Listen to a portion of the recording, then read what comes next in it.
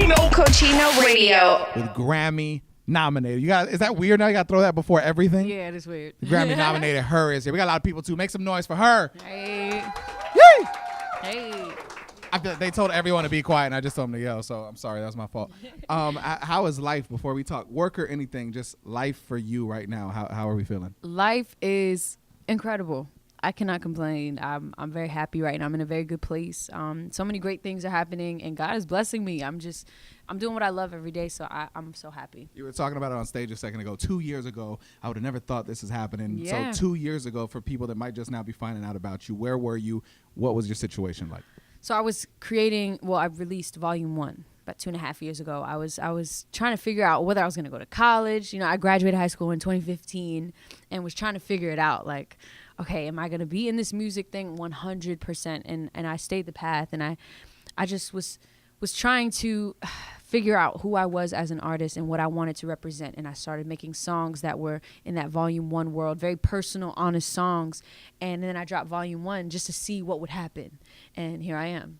So crazy, right? Crazy. You just have an idea to do something, and it happens, and then it just kind of takes off in a way you hope for, but you never really can prepare for it. Right. Yeah, exactly. That's nuts. So you're an R&B singer, right? You're very soulful. You're a musician. You're an artist.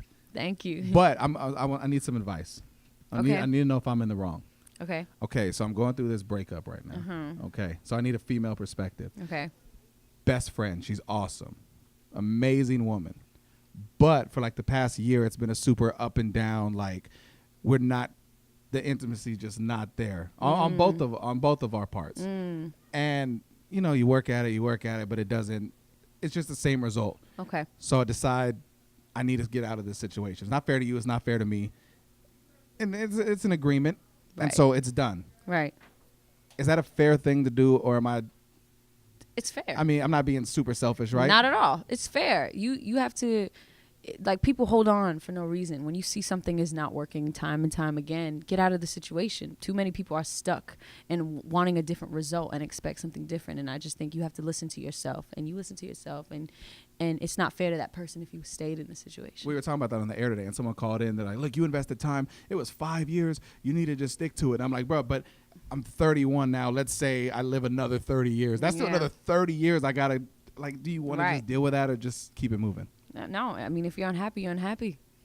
And there it is.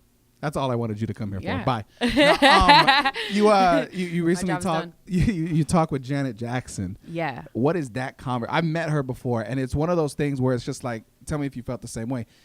It's almost like you're looking at an illusion. She's not real. Like an alien or something. Yeah. Yeah, they're just out of this world. What is a conversation with her like? Because it was just you two, right? Everyone left the room? It was weird when everybody was in the room. She was like very like, and then when everybody left the room, she was cool. She was relaxed. She's, how you been? Oh, I just moved to London. She had just moved to London and was like asking me where I was from and wanted to get to know me. So it was like, wow. I'm like, I feel like, I'm on this like building this friendship with Janet Jackson. Like, it was crazy. Do you geek out and try and talk about like stuff that you're like a fan over, like oh, I remember this video, or I love this song, or no, or does she not really let you do that because she's trying to make it more about you? Yeah, I feel, that's kind of what it was. It was the vibe, like we just were like in that moment.